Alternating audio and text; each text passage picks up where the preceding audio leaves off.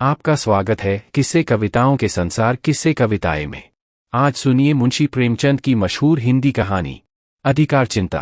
Tommy यों देखने में तो बहुत तगड़ा था, भूखता तो सुनने वाले के कानों के पर्दे फट जात। डील डॉल भी ऐसा कि अंधेरी रात में उस पर गधे का भ्रम हो जात, लेकिन उसकी श्वानोचित वीरता किसी संग्रामक क्षेत्र में प्रमाणित न होती थी।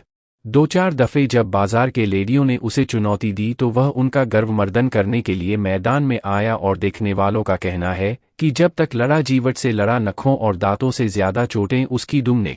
निश्चित रूप से नहीं कहा जा सकता कि मैदान किसके हाथ रहा, किंतु जब उस दल को कुमक मंगानी पड़ी तो रणशास्त्र के नियमों के अनुसार विजय का श्रेय टॉमी ही को देना उचित न्यायानुकूल जान पड़ता। टॉमी ने उस अवसर पर कौशल से काम लिया और दांत निकाल दिए जो संधि की याचना था, किंतु तब से उसने ऐसे सन्नीतिविहीन प्रतिद्वंद्वियों के मुंह लगना उचित न समझ। इतना शांतिप्रिय होने पर भी टॉमी के शत्रुओं की संख्या दिनोंदिन बढ़ती जाती थी। उसके बराबर वाले उससे इसलिए जलते कि वह इतना मोटा ताजा होकर इतना भीरू क्यों है। बाजारी दल इसलिए जलता कि टॉमी के मारे घूरों पर की हड्डियां भी न बचने पाती थी। वह घड़ी रात रहे उठता और हलवाइयों की दुकानों के सामने के दोने और पत्तल कसाईखाने के सामने की हड्डियां और छीछड़े चबा डालता। अतएव इतने शत्रुओं के बीच में रहकर टॉमी का जीवन संकटमय होता जाता था। महीनों बीत जाते और पेट भर भोजन न मिलता। दो तीन बार उसे मनमाने भोजन करने की ऐसी प्रबल उत्कंठा हुई कि उसने संदिग्ध साधनों द्वारा उसको पूरा करने की चेष्टा की, पर जब परिणाम आशा के प्रतिकूल हुआ और स्वादिष्ट पदार्थों के बदले अरुचिकर दुर्ग्राह्य वस्तुएं भरपेट खाने को मिलीं, जिसे पेट के बदले कई दिन तक पीठ में विषम वेदना होती रही, तो उसने विवश होकर फिर सन्मार्ग का आश्रय लिए। पर डंडों से पेट चाहे भर गया हो, वह उत्कंठा शांत न हो। वह किसी ऐसी जगह जाना चाहता था जहां खूब शिकार मिले, खरगोश हिरन भेड़ों के बच्चे मैदानों में विचर रहे हों और उनका कोई मालिक न हो, जहां किसी प्रतिद्वंद्वी की गंध तक न हो, आराम करने को सघन वृक्षों की छाया हो, पीने को नदी का पवित्र जल। वहां मनमाना शिकार करूं खाऊं और मीठी नींद सो। वहां चारों ओर मेरी धाक बैठ जाए, सब पर ऐसा रोब छा जाए कि मुझी को अपना राजा समझने लगे, और धीरे धीरे मेरा ऐसा सिक्का बैठ जाए कि किसी द्वेषी को वहां पैर रखने का साहस ही न। संयोगवश एक दिन वह इन्हीं कल्पनाओं के सुख स्वप्न देखता हुआ सिर झुकाए सड़क छोड़कर गलियों से चला जा रहा था कि सहसा एक सज्जन से उसकी मुठभेड़ हो गए। टॉमी ने चाहा कि बचकर निकल जाओ, पर वह दुष्ट इतना शांतिप्रिय न था। उसने तुरंत झपटकर टॉमी का टेटुआ पकड़ लिए। टॉमी ने बहुत अनुनय विनय की, गिड़गिड़ा कर कहा, ईश्वर के लिए मुझे यहाँ से चले जाने दो, कसम ले लो जो इधर पैर रख। मेरी शामत आई थी कि तुम्हारे अधिकार क्षेत्र में चला आए, पर उस मदांध और निर्दयी प्राणी ने जरा भी रियायत न। अंत में हार कर टॉमी ने गर्दब स्वर में फरियाद करनी शुरू। यह कोलाहल सुनकर मोहल्ले के दो चार नेता लोग एकत्र हो गए, पर उन्होंने भी दीन पर दया करने के बदले उल्टे उसी पर दंत प्रहार करना शुरू किए। इस अन्यायपूर्ण व्यवहार ने टॉमी का दिल तोड़ दिए। वह जान छुड़ाकर भाग।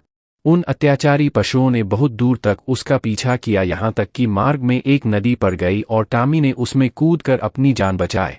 कहते हैं एक दिन सबके दिन फिरते हैं। टॉमी के दिन भी नदी में कूदते ही फिर गए। कूदा था जान बचाने के लिए, हाथ लग गए मौत। तैरता हुआ उस पार पहुंचा तो वहां उसकी चिरसंचित अभिलाषाएं मूर्तिमती हो रही थी। यह एक विस्तृत मैदान था, जहां तक निगाह जाती थी हरियाली की छटा दिखाई देती थी। कहीं नालों का मधुर कलरव था, कहीं झरनों का मंद गान, कहीं वृक्षों के सुखद पुंज थे, कहीं रेत के सपाट मैदान। बड़ा सुरमय मनोहर दृश्य था। यहाँ बड़े तेज नखों वाले पशु थे जिनकी सूरत देखकर टॉमी का कलेजा दहल उठता था, पर उन्होंने टॉमी की कुछ परवाह न। वे आपस में नित्य लड़ा करते थे, नित्य खून की नदी बहा करती थी। टॉमी ने देखा यहाँ इन भयंकर जंतुओं से पेश न पा सकूं। उसने कौशल से काम लेना शुरू किए। जब दो लड़ने वाले पशुओं में एक घायल और मुर्दा होकर गिर पड़ता तो टॉमी लपककर मांस का कोई टुकड़ा ले भागता और एकांत में बैठकर खाता। विजयी पशु विजय के उन्माद में उसे तुच्छ समझकर कुछ न बोलता। अब क्या था, टॉमी के पौबारा हो गए। सदा दिवाली रहने लग। न गुड़ की कमी थी न गेहूं। नित्य नए पदार्थ उड़ाता और वृक्षों के नीचे आनंद से सोता। उसने ऐसे सुख स्वर्ग की कल्पना भी न की थी। वह मरकर नहीं जीते जी स्वर्ग पा गए। थोड़े ही दिनों में पौष्टिक पदार्थों के सेवन से टॉमी की चेष्टा ही कुछ और हो गए। उसका शरीर तेजस्वी और सुगठित हो गए। अब वह छोटे मोटे जीवों पर स्वयं हाथ साफ करने लग। जंगल के जंतु अब चौंके और उसे वहां से भगा देने का यत्न करने लग। टॉमी ने एक नई चाल चल। वह कभी किसी पशु से कहता, तुम्हारा फला शत्रु तुम्हें मार डालने की तैयारी कर रहा है, किसी से कहता फला तुमको गाली देता था। जंगल के जंतु उसके चकमे में आकर आपस में लड़ जाते और टामी की चांदी हो जाती। अंत में यहाँ तक नौबत पहुंची कि बड़े बड़े जंतुओं का नाश हो गए। छोटे मोटे पशुओं का उससे मुकाबला करने का साहस न होता था। उसकी उन्नति और शक्ति देखकर उन्हें ऐसा प्रतीत होने लगा मानो यह विचित्र जीव आकाश से हमारे ऊपर शासन करने के लिए भेजा गया है। टामी भी अब अपनी शिकारबाजी के जौहर दिखाकर उनकी इस भ्रांति को पुष्ट किया करता था। बड़े गर्व से कहता, परमात्मा ने मुझे तुम्हारे ऊपर राज्य करने के लिए भेजा। यह ईश्वर की इच्छा। तुम आराम से अपने घर में पड़े रह।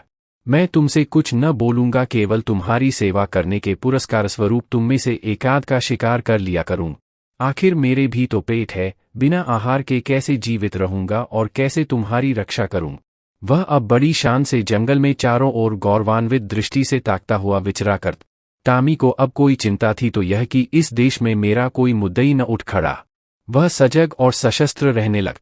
ज्यों-ज्यों दिन गुजरते थे और सुखभोग का चस्का बढ़ता जाता था, त्यों-त्यों उसकी चिंता भी बढ़ती जाती थी। बस अब बहुधा रात को चौंक पड़ता और किसी अज्ञात शत्रु के पीछे दौड़ता। अक्सर अंधा कुकुर बात से भूखे वाली लोकोक्ति को चरितार्थ करता। वन के पशुओं से कहता, ईश्वर न करे कि तुम किसी दूसरे शासक के पंजे में फंस जा, वह तुम्हें पीस डाले। मैं तुम्हारा हितैषी हूं, सदैव तुम्हारी शुभकामना में मग्न रहता हूं। किसी दूसरे से यह आशा मत रख। पशु एक स्वर में कहते, जब तक हम जिएंगे आप ही के अधीन रहेंगे।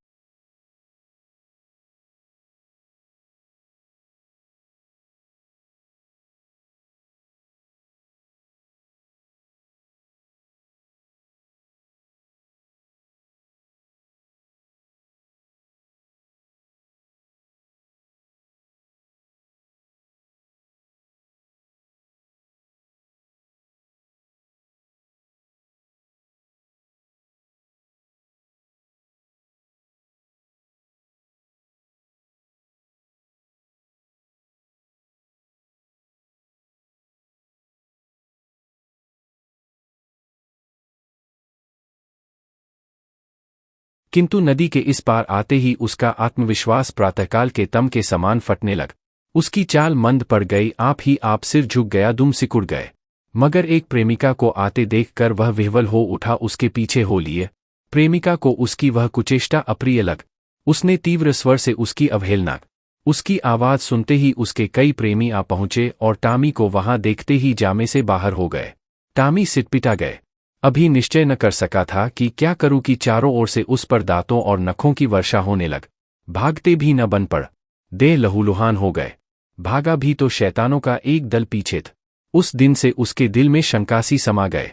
हर घड़ी यह भय लगा रहता कि आक्रमणकारियों का दल मेरे सुख और शांति में बाधा डालने के लिए, मेरे स्वर्ग को विध्वंस करने के लिए आ रहा है। यह शंका पहले भी कम न थी, अब और भी बढ़ गए।